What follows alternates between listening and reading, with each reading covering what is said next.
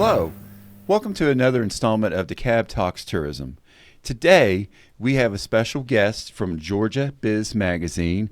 Welcome, Jennifer Franklin. Thank you so much for having me. Excited to have you here.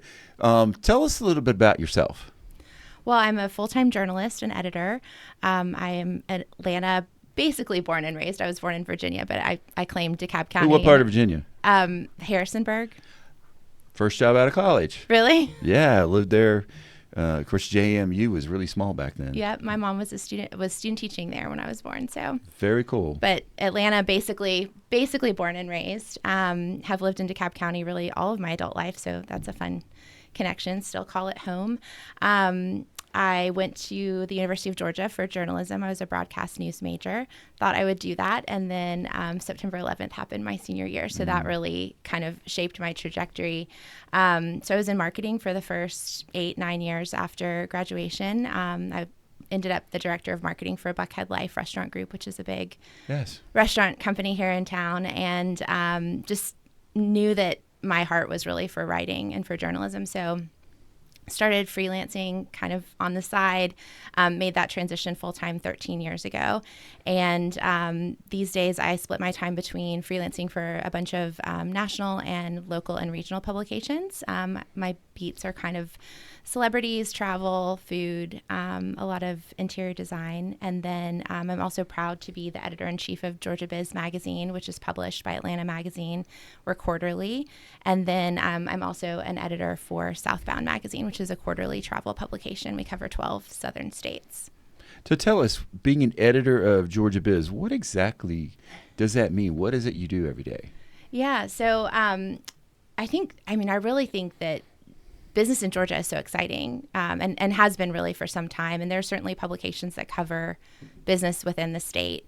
But I think we, through Atlanta Magazine, really saw a big opportunity to cover business more through a lifestyle lens. So I think what really sets Georgia Biz apart is that it's a fun read for anybody, no matter if you're a CEO of a company that's based in Georgia, or if you're an entrepreneur who wants to get started, or if you're just sitting in a doctor's office and you happen to pick it up.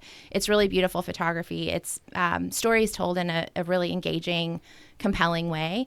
And so I think that we have sort of filled a void, and people are responding to it really well. We launched with our first issue in 2022. We were once annual, and then we switched to quarterly in 2023, and so we're in our second cycle of that. So we just, I think, add a lot of personality to the stories and to how we're covering business within the state.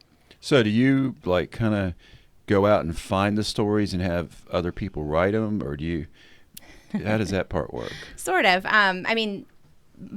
Myself and then my executive editor, Jennifer Coltrane, and I really work to kind of shape the story lineup. And then oftentimes we are working with writers across the state, because obviously we're both based here in Atlanta, in the metro Atlanta area.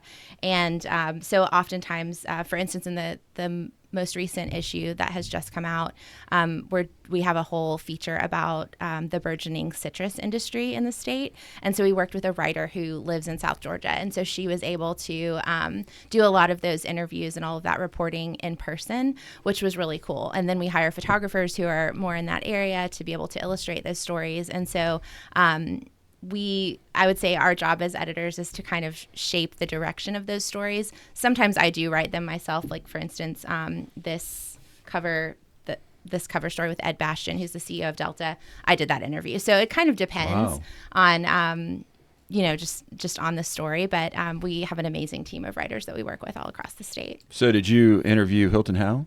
I didn't. Actually, Betsy Riley, who's the former editor of Atlanta Magazine, she did that story. So it's nice to be able to tap into talent, because, realistically, I'm just one person, so I can't do everything, nor would I want to. I think that it's really exciting to give those opportunities to other writers and then have a lot of voices to kind of balance out the entire magazine. So before Georgia Biz, it's been around a year and a half.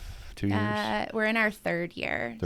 Our first issue came out in early 2022. But you also do writing for Atlanta Magazine. I do. So do you do the travel, you do the food, or is that all just combined? I've done a little bit of everything. I think what's exciting about Atlanta Magazine is that they also have a really big stable of freelancers, and then they have a handful of editors on staff who are kind of shaping those stories. And then obviously the magazine has, they're 12 times a year, so they have like a ton of different themes, and then they have their regular sections. So it's, to me, I love being able to contribute, to a lot of different topics. It's never boring being a freelancer. So when you got your degree in marketing? No, I was a broadcasting major, which is part of the journalism program at Georgia. So broadcasting, and then I guess that would not really be the same as being a journalist, though, because it's like it's talking versus writing. So what got your passion for writing over broadcast? The decision to be a broadcasting major, the journalism aspect appealed to me, but I don't know, when you're 18, I guess you make decisions that are probably different. But I had known that I wanted to be a writer since I was in second grade. So, and with the way that the structure of the Grady College of Journalism and Mass Communications at Georgia has changed a little bit since I was there. But when I was there, it was very much part of the journalism program. So you had your, Journalism 101, you had your journalism law classes and all of that. And writing was always a big part of that. What you see, as you know, what you see on a broadcast or, someone doing the nightly news, that's a, 5-minute clip, but they prepare all day and they write all day and they report all day. Right. So I loved kind of getting both sides of that coin. I actually started freelancing for a national publication when I was 19 while I was still a student.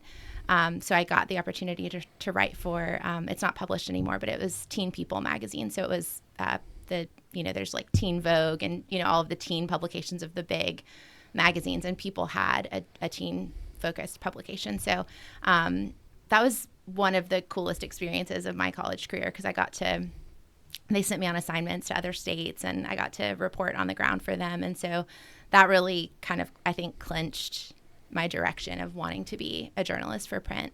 So how'd you get to be a freelance writer? Is that hard? Is there outlets? What's the way, like, say our listeners are interested in doing that. How would they even go about that? Yeah. Well, if you think about, obviously things are changing a little bit with AI right now. And I don't know how some smaller publications are handling that. But really, if you think about all of the different places where words are written, whether that's a local magazine, a little community paper, to, the Wall Street Journal and the New York Times, all of those are working with writers to produce that content. And so there are a ton of opportunities. When I made the transition from being in marketing to being a full-time freelancer, and I guess full disclosure, that wasn't my goal initially. I thought I would probably go work full-time for a particular magazine or whatever. But I quickly fell in love with it. And I think if you are someone who's particularly entrepreneurial, you like being in charge of your own time, and you like sort of being in business for yourself, it doesn't work for everyone. But I found that for me, I really liked the drive that came, like it was more, I always kind of liken it to buying a single stock or buying a mutual fund, which sounds kind of ridiculous. But to me, having a full-time job was like buying a single stock. And if that company went away tomorrow, then you were, but to me, freelancing, where you have, like, at any given time, I might have 15 or 20 different clients that I'm working with, magazines, corporate clients, et cetera. It kind of diversifies that risk. So I personally have loved that lifestyle, and have been at it for now about 13 years. But it also really helps diversify the topics that you can cover. So I tend to consider myself somewhat of a generalist. I think that is one of the most exciting elements of journalism, is to be able to walk into an interview or a new topic area and truly be a student, and just say, hey, teach me about this. Like, can I ask you some questions about your business or about your experiences or whatever? And to me, it's really fun to get to learn about someone else's life. So do you spend a lot of time with that? Do you travel a lot, or has it changed now that everything is so Wi-Fi, it's so computer-based? Do you still go to the places to write the articles or do the research at home? It's a mix. Traveling is certainly one of my favorite parts of my job. I actually just got back from Copenhagen. Atlanta has a new direct flight from Atlanta to Copenhagen on Wow. Scandinavian Air. So I actually got to be on that inaugural flight and got to spend some time with the CEO to talk about, why they chose Atlanta. We're their 9th destination in the United States to launch a direct flight. So those opportunities to get to do things in person, I think oftentimes the reporting is so much richer, but it is a huge gift to be living in this age of technology where we can, have a Zoom call with somebody in Saudi Arabia or wherever, or in South Georgia, perhaps, if I'm working on a story and I can't drive the 4 hours down there, it's nice to be able to have that face-to-face connection. We're actually working on an international artist to come in called El Cid. Okay. You ever heard about him at all? I don't know. Okay, he did a mural in Chamblee downtown. Okay. And he did a mural in Clarkston on the library. It's like a 2-sided one. And we're actually talking to him about coming in January, February to do art tourism signature series. Oh, wow. Do another mural. This is his work. He's an international artist. He's from Tunisia. His studio is in Dubai. And I was just talking to him Saturday from Milan. So he's all over the place. So we had him on the podcast. But we're literally looking at bringing him in. That's actually the Clarkston. The Clarkston Library. Yeah, so he always has writers that inspire him.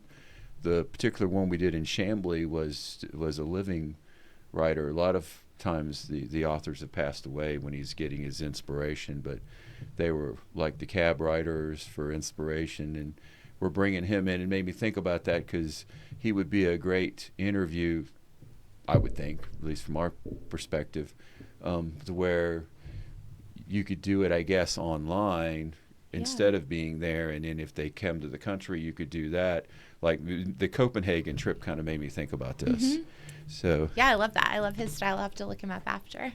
Yeah, and it's what's interesting too is he also, Tunisia, his family has olive farms. Mm-hmm. So he creates olive oil, and then the bottles are artwork. Oh, wow. So it's not only really great olive oil, but then you got like kind of a one-of-a-kind art bottle right there. And he tries to bring in different artists. Like, I think this is the inaugural launch. Okay. And like the next harvest in November, he's going to bring in a couple other international artists to design the bottle for the next run. But he just launched this. That's beautiful. I love how dynamic there's such a sense of movement in his work. So he does some great work. He's a really interesting guy. Like I said, we had him on the show, and he was so exciting that we're already going to look at bringing him back for an event. Great. So it just made me think about that when you said going to Copenhagen is like that kind of concept. So do you like doing a lot of tourism more, or do you like the business side more? I know with Georgia Biz it's that way, but do you like a split between the two? Or yeah, I mean, I love both. I would say that, I think that one of the, at least in my experience, I mean, one of the best parts of being a journalist is being able to sort of exercise your sense of curiosity. And so I think that applies to business and tourism. I mean, I definitely see beauty in both. Well, and tourism is economic development. Absolutely. And we cover that quite a lot, actually, in Georgia Biz. Yeah. So, I mean, it's pretty amazing how people don't really understand the power of tourism, mm-hmm. and how when you bring people into town, you're not just staying in hotels, you're buying gas, you're buying groceries, you're eating in restaurants, you're shopping for retail. I mean, shopping mm-hmm. is a big part of tourism. Absolutely. So we really cover all aspects of a local community. Mm-hmm. And I think a lot of times because we don't, like sports, you see them in their jerseys, or you see them they got numbers attached to them, but the general visitor or general tourist, you don't see them there. Right. So and they might just blend in. Right. So you kind of forget about how powerful tourism is to a community, how much it is actually true business. Because mm-hmm. even when I said that, I was segmenting because of the magazines, but, it is very much business and economic development. Mm-hmm. We just did a signature series on film, and I know you had a special with Hilton Howe we talked about just a minute ago that film is very powerful in DeKalb and very powerful in Georgia. Mm-hmm. And a lot of times you see it maybe because of things being blocked off, Right. but you don't really realize how much that it brings to the community. Because like it's booking rooms in hotels, it's renting parking lots, it's food trucks and on and on. So did you have any involvement? I know you didn't interview Hilton Howell, but was there any involvement with that particular piece? So I edited both of the major film pieces for, I wish I had a copy of the magazine, but like I said, it just came out, so I don't have my hands on it just yet. We would have had it, but my office is packed up. Being renovated. That's okay. But yes, so we had two major film stories. One of them was focused on Assembly Studios, which is Hilton Howell's project here in, is that Doraville or Chambly? Doraville. Okay. I always get confused. It's like right on the line. Yeah, they're right next to each other. Yeah. They kind of blend together to me. But so yes, so I was heavily involved in both of those stories, and it is super exciting, I think, to see how all of the businesses. To me, that's a huge success story because they were able to do it so quickly, and I think what it will bring to that area for years and decades even to come is really exciting. And that certainly is a great example of the intersection of business and lifestyle, and economic development and the tourism that it's likely to generate. So did you do anything when Electric Owl opened? The first purposely green-built studio in America? I believe that Electric Owl is included in the other feature. Okay. If I remember correctly. Yeah, because that's kind of cool with it being green, purposely built Right. green. And it's hard. I mean, it's the film industry now, it's not a tiny industry. Right. So to really cover something super comprehensively is a bit challenging just because there's so much to talk about. Well, one thing down here on our little list of things potentially to talk about is Make It Zero. I've got to hear about that. Yes, so it's the only book that I've written. I co-authored a book with a woman based here in Atlanta named Mary Frances Boley. She started an organization called Wellspring Living.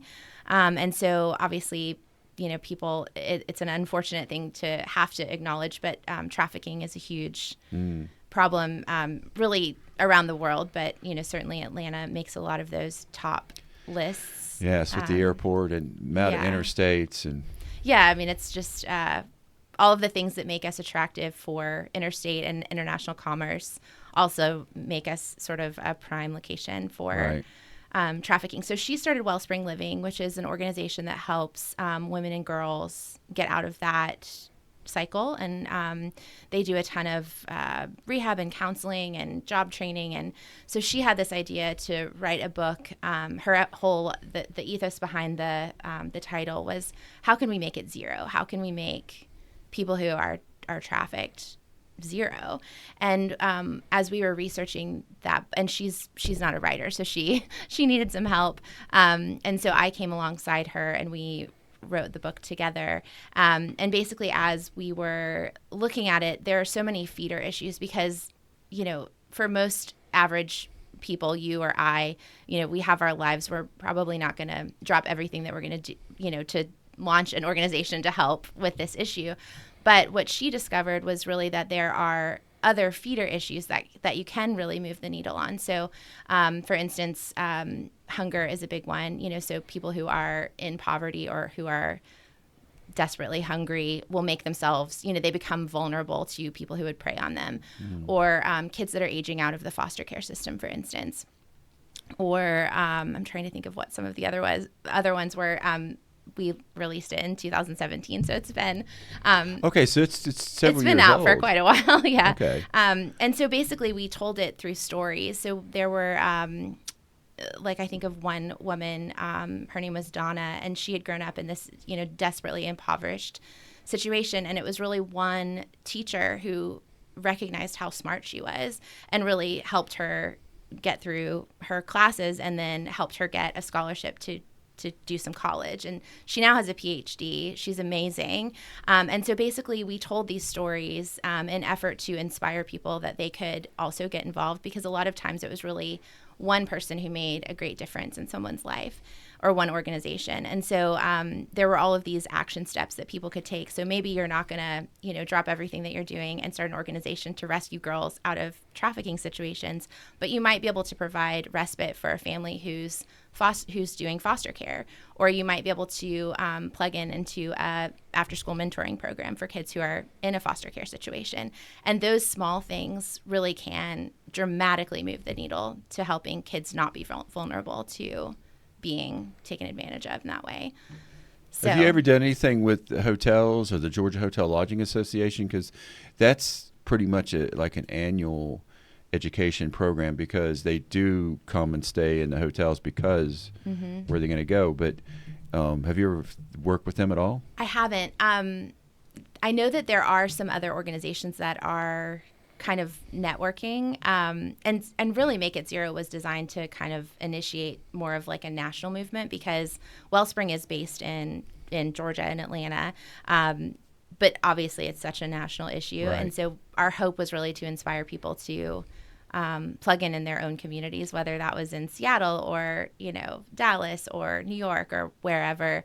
So I think that the stories really transcended, being super location based, but it is heartening, I think, to see, you'll be in the airport and you'll see signs on the back of the restroom doors that say, like, if you see something, say something, call this number. If you see someone who doesn't look like a minor who doesn't look like, or an adult who doesn't look like they're there by their own consent, or they don't belong with this adult that they're with, or whatever. So I think that there is a heightened level of awareness, and I think to some degree we can thank media for that, that they've really highlighted those stories.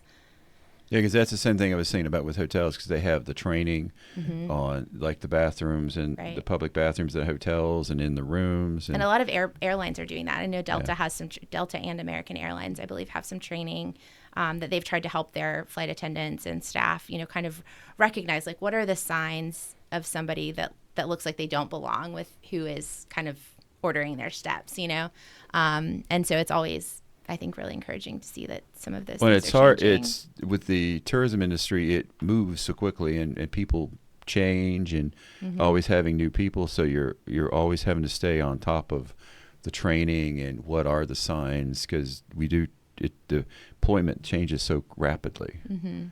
But that's interesting, because I would have thought you were going to talk about something like in sustainability or, zero waste. Yeah, it's a title that it could go a lot of ways, I guess. Yeah, so I didn't think about that. So it's very good you brought that up. So this next part I've got to ask without a doubt. Oh, my gosh. Marrying a man with no passport as someone who loves to travel. Yeah, that would, but of course she can get a passport. So I mean, I guess. And he has one now. Yeah. Yes. So my husband and I have been married for 13 years. And that was a little bit of a source of contention when we met, that, he had not traveled internationally. I think his idea of traveling was like going to Blue Ridge for the weekend, because his family that's nice too, though. Has a cabin up there. Yeah. I mean, it's beautiful up there. And we still go quite often, but, I had kind of ordered my life in such a way that, because I just love to see other cultures. And so, we got married, and I sort of insisted that he get a passport so we could go to the Caribbean for our honeymoon. And then just through a series of interesting serendipitous events, I ended up winning tickets to go to Hong Kong. Oh. There was a party. It was the Mandarin Oriental, which is now the Waldorf Astoria, I guess, in Buckhead. And it was a Chinese New Year party. And when you walked in, they gave you a raffle ticket. And I won round trip business class tickets on Cathay Pacific to go to Hong Kong. And we went, and he loved it. And I think what we both discovered during that trip was that he was sort of a natural traveler, because he has that natural curiosity. He's really interested in people and their experiences and their stories. But he just had never really had that opportunity, perhaps.